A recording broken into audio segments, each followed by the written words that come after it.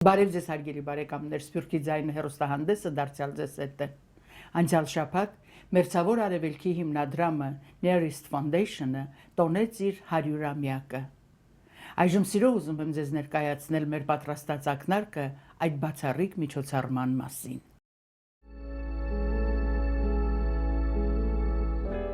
The creation of the Near East Relief was unlike any other institution in American history before it. To mobilize an effort on a massive scale and to do so in a region that was thousands of miles away was simply unprecedented. The largest philanthropic endeavor in modern history. This narrative is a collection of individuals who were brave, who stuck their neck out, who had to invent a new way of doing things. They saved up to 1 million people. It was an instrumental organization in providing relief to not just Armenians, but other minorities affected by World War I. In 1930, there was a decision to shift from doing relief to doing social and economic development.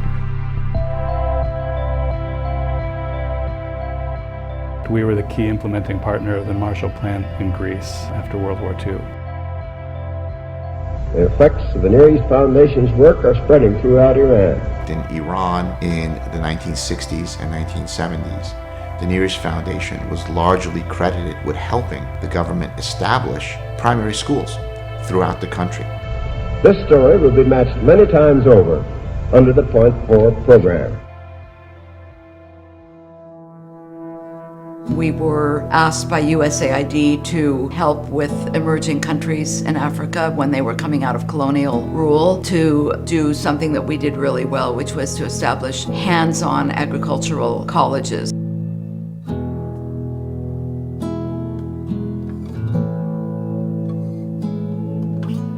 One of the things that we did that as a major accomplishment is bringing together the Palestinian and Israeli olive oil councils in a joint policy commission. And that commission negotiated a trade agreement that opened the border between the West Bank and Israel to the flow of olive oil for the first time in more than 10 years. In that first year of the agreement, 2013, 3,600 tons of Palestinian olive oil crossed the border. This created $20 million in new income for Palestinian farmers. This would not have made it to market otherwise. The phase 2 will be to scale it up, to go to other areas, to bring more people to reach what they are looking for. New market, new technology, access to knowledge. In Jordan, for example, we've worked with more than 800 Jordanians, Iraqis, and Syrians to help them learn new skills, generate income, and from an economic perspective, become independent of humanitarian assistance to rebuild their lives with their own resources. I've worked in Mali since 1984, promoting sustainable agriculture and natural resource management. We've worked in development planning by local governments around the needs of climate change adaptation. We gain the international acknowledgement of what we've been doing at the NEF through the adaptation to climate change. An example of this might be improving an irrigation system by building a small dam, capturing rainwater, stabilizing agricultural production around rice, onions, things that are important from a market perspective.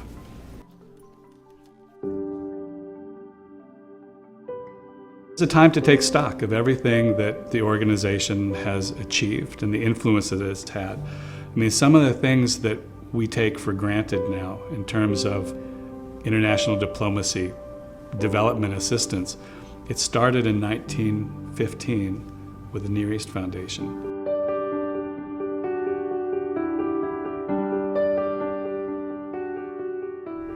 The Near East Foundation is the best embodiment of American philanthropy. We feel that the best way that we can celebrate our centennial, our legacy, is through action. We see so many parallels between the circumstances that led to our creation 100 years ago and the current humanitarian crisis in the areas where we work. The important work of Nearest Foundation continues today as the organization held its Centennial Gala Celebration at the beautiful Cipriani location in Manhattan. In commemorating its history, Nearest Foundation, NEF, paid tribute to many individuals who have contributed to its legacy throughout the years. Among the attendees were organization's board of directors and staff, and longtime partners and supporters from many parts of the world, including Jordan, Lebanon, Palestine, Armenia, Sudan, Morocco, and Mali. I came specifically from Palestine to participate in this day, in this event. I'm working with Nearest Foundation since 11 years, and I came with my wife to participate in the event and to tell people here what we are doing and the achievements that we did and we were part of it in the past 100 years. The Nearest Foundation has been working in Mali for more than 30 years now. And I'm very, very impressed by what they do because they, of course, are involved in the struggle against poverty by the management of natural resources. Since Nearest Foundation was created in 1915 specifically to assist genocide surviving Armenians and other persecuted minorities in Ottoman Turkey, many members of Armenian community were amongst the guests, including clergy, high-ranking political figures, and Armenian organizations leaders. Սրբազան հայր, բնական է, որ մեր ժողովուրդը, հայ ժողովուրդը չէր կարող մաս չկազմել այս պատմական իրադարձությանը Մերձավոր Արևելքի հիմնադրամի 100-ամյակին, Nearest Foundation-ի 100-ամյակին։ Ինչ է ձեր զգացումները, ինչ կուզենայիք ասել այս առիթով։ On the 100th anniversary of the Armenian genocide, I personally very excited that this is happening. 100th anniversary dinner banquet of the Nearest Foundation. And on this occasion, myself and the entire Armenian people, we feel very grateful to Nearest Foundation because Nearest Foundation has reached out to the needs of the Armenian refugees who were escaping from the sword of the enemy. So we feel very, very grateful.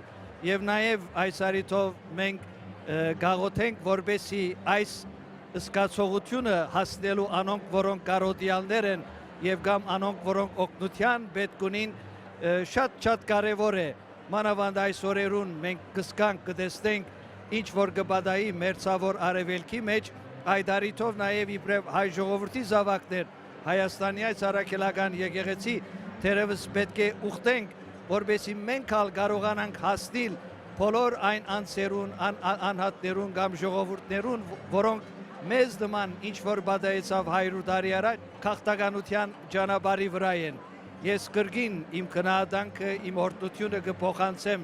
I express my thanks, my appreciation, my blessings to Nearest Foundation and my congratulations on this 100th anniversary celebration. Երախտագիտական զգացումն է, որ առաջին առիթով իմ մտքիս կուկա, որովհետև այս բացառիկ քնահատելի գազագերբությունը Փարիսիրական ճիշտ է, որ սկսավ օգնելու համար հայ որբերուն, անոնք որոնք ցեղասպանություն են ազատած էին, եւ ասիկա բաճար դարձավ, որ ամերիկյան մեր ժողովուրդը Փարիսիրության հասկացողությամբ ինքսինք զարգացն է։ Առաջին փարիսիրական հաստատությունն է Ամերիկայի այս մեկը։ Եվ հետևաբար ճիշտ է, որ ուղղված էր հայերուն, բայց միևնույն ադեն ամերիկացի ժողովրդին սրդի բարությունը եւ համամարտկային իրենց ըսկացումներուն արտահայտության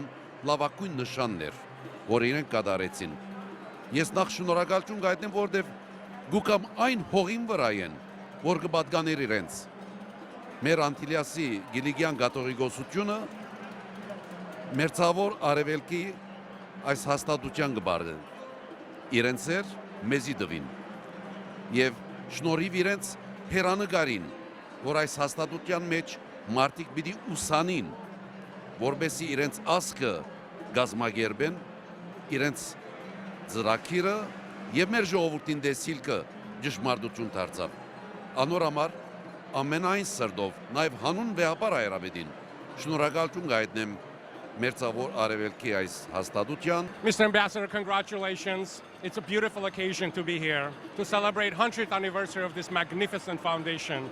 who of course is very intertwined with Armenian history. In a few words, tell us, what are your feelings? This foundation is a manifestation of human compassion and, dignity.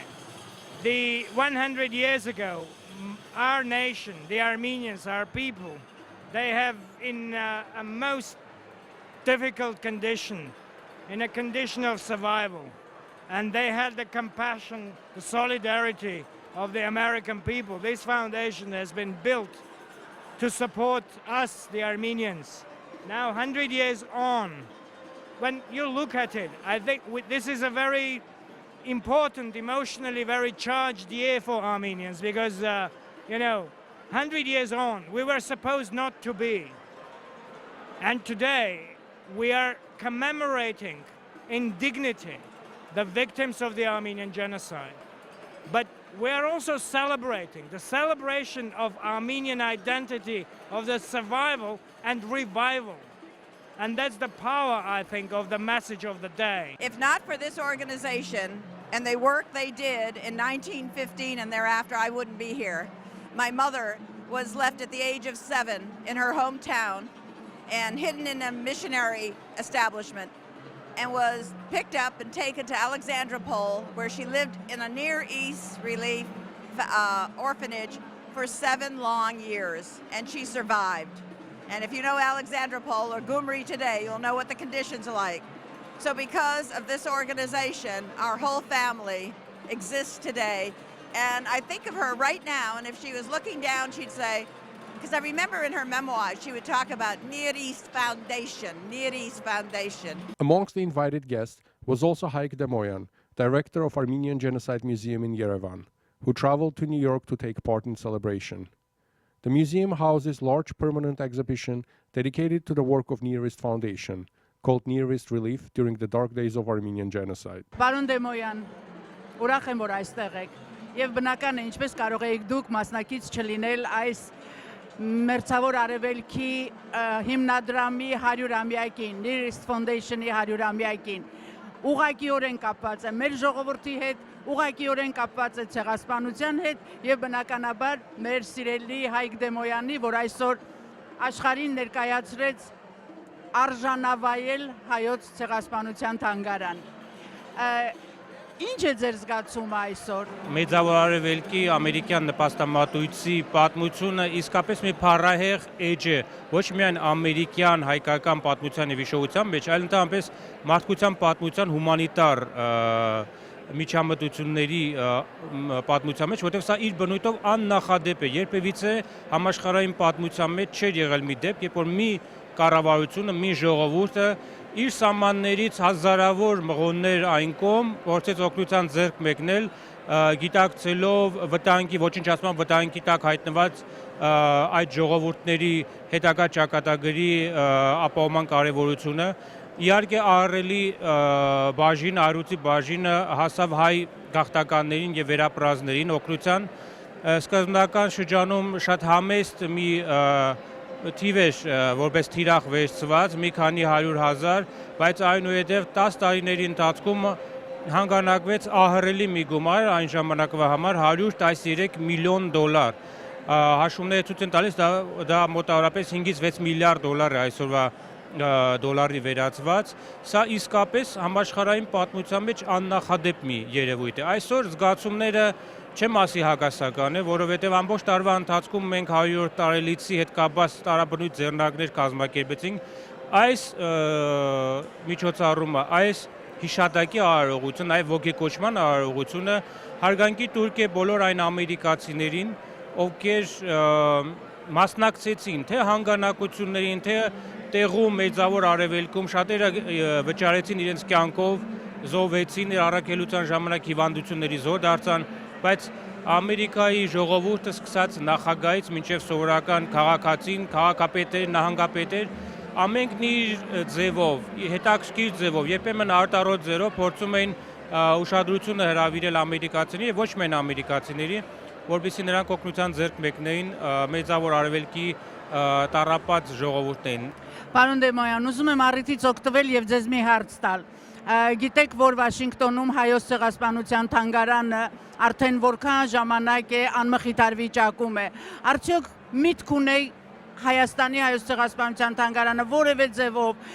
նպաստելու, որևէ ձևով ինչ որ քայլեր առնելու, որպեսզի այս թանգարանը Վաշինգտոնի կենտրոնում հրաշալի մի տեղ բացի իր դռները արժանավայել։ Սա իսկապես բոլորիս համար ցավոտ մի հարց է։ Ցավով եմ արձանագրում, որ 100-րդ տարելիցի նախաշեմին մենք ոչ միայն չունեցանք այսպիսի մի կարևոր թանգարան Վաշինգտոնում, այլ այս թանգարանի շուրջ տեղի ունեցան, ես կասեի եւ կորագեի իրենց անունով կոչելով ամոթալի գործողություններ, որոնք պատիվ չի բերում մեր ազգին եւ մեր ազգի իշխողությանը, առավել եւս այնպիսի թանգարանի, այնպիսի հաստատության պարագայում, ինչպիսին է հայոց ցեղասպանության թանգարանը։ Մենք փորձեցինք աջակցել ծրագրին եւ նույնիսկ համաձայնագիր ստորագրեցինք կողմերից մեկի հետ, բայց հասկացանք, որ այս զարգացումները բոլորովին այլ ուղղությամբ են գնում։ Կարող եմ ասել հետեւյալը, որ առիթից օգտվելով առաջին անգամ ստիպված եմ հայտարարություն անել, որ եթե երկու կողմերը, հակամարտող կողմերը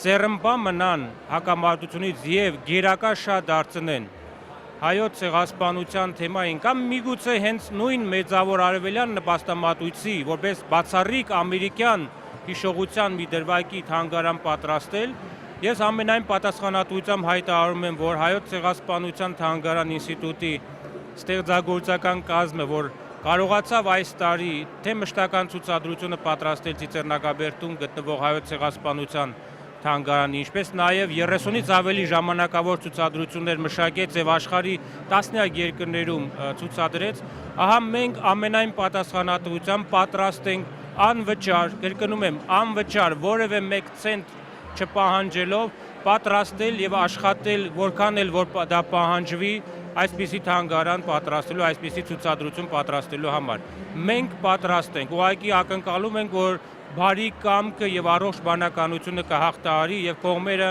ձեռնպակ կմնան հետագա հակամարտող քայլերից եւ կդիմեն մեզ, ինչու ոչ, որովհետեւ մենք պատրաստ ենք ստանձնել առաքելություն։ Այսպիսի աշխատանքները զուտ աշխատանք չեն, դրանք առաքելություն են։ The evening began with opening remarks by organization's board chair Shant Martirosyan, who spoke about the strength and diversity of the foundation today. Mr. Martirosyan also shared a personal story of his own grandmother, who was a genocide survivor and a beneficiary of foundation's humanitarian help.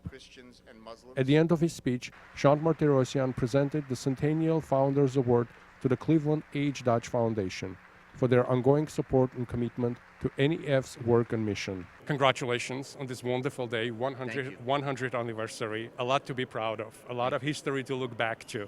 Very much. Of course, the foundation is very tightly connected to Armenian history, particularly to the condition of Armenians in Ottoman Empire in 1915. For those members of our audience who don't know the history of the foundation, briefly tell us what kind of effect did it have on saving Armenian lives during those horrific days? Well, the Near East Foundation, and as it was known as the Near East Relief then, had a substantial effect on the Armenian population in the Ottoman Empire during World War I. They were responsible for saving over 1 million lives, not just of Armenians, but also Greeks and Assyrians. But over 132,000 orphan children were rescued and raised to maturity. And that would have been a whole generation of Armenians that would have been lost had it not been for the care of the Near East Relief. About 6 or 7 years ago, the organization went back to Armenia to focus on economic development in rural villages.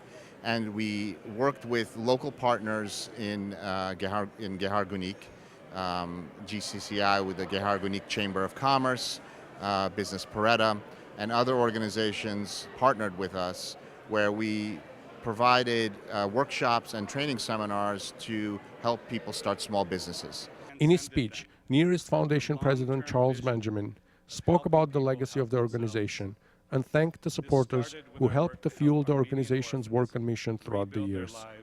He also spoke about NEF's collaboration with Armenian Assembly to help Syrian refugees in Armenia. He thanked the organization's previous presidents and acknowledged country directors for their selfless work, including Armenia's country director Arpine Bagdoyan, who works with victims of gender-based violence in Armenia. Here we are today And I'd like to ask you a personal question, because in a way this is a family, and a family is celebrating its reunion perhaps 100 years from today. 100 years. The organization is going strong. The organization is as important as it's ever been. Personally, what do you feel today? I have two feelings. One is that I am immensely proud to be leading the organization during its 100th anniversary. It's accomplished very important things during that time. The other feeling that I have is one of being humbled by the sacrifices and efforts of generations of people who sustained and built the organization. Their efforts, their sacrifices touched the lives of millions of people over that time. A huge humanitarian crisis with Syrian refugees. There are many Syrian Armenians that are relocated in Armenia. What kind of work the organization does to help them? So I should start by saying that the Near East Foundation is no longer really a relief organization. We're a development organization. But we see the Syrian refugee crisis through this lens. And we are working actively with Syrian and Iraqi refugees, helping them, again, to start small businesses to achieve some degree of independence, reduce their dependence on humanitarian assistance, and survive with dignity. We are, and we will announce tonight that we will be focusing on expanding our efforts to Armenia, working with the Syrian Armenian refugees who are trying to resettle in Armenia. Following Charles Benjamin remarks, Armenia Afayan announced 100 Lives Initiative, a Near East Foundation Gratitude Scholarship Program. Valued at nearly $7 million, the program is an 8-year educational scholarship that will allow 100 Middle Eastern children affected by conflict, displacement, and poverty the opportunity to study at the United World Colleges Network, a collection of international coeducational boarding schools hosting students from over 60 countries, including the newest facility located in Dilijan, Armenia. The second award of the evening was given to Violet Jabora Jacobs, who was posthumously honored with Centennial Citizen Philanthropy Award for her philanthropic spirit. Accepting on her behalf was Violet's daughter and current NEF board member, Linda Jacobs, and her nephew. Well, I've been involved with the organization for more than 30 years, starting in 1986. And so I lived also through the 75th anniversary as well, which was quite an event in and of itself. I didn't think I would live to the 100th, but it is so exciting to be here, be doing this, be really that we survived, that the organization survived and is thriving after 100 years of work. It's just fantastic. The foundation is based on a conviction that to play an active role in the development of their communities and countries, people need opportunities and tools, the knowledge to participate in civic and economic life, a voice in public discussions that affects their well-being, and means of making a meaningful living. The foundation calls this approach knowledge, voice, and enterprise, a philosophy reflected in all Near East Foundation's work.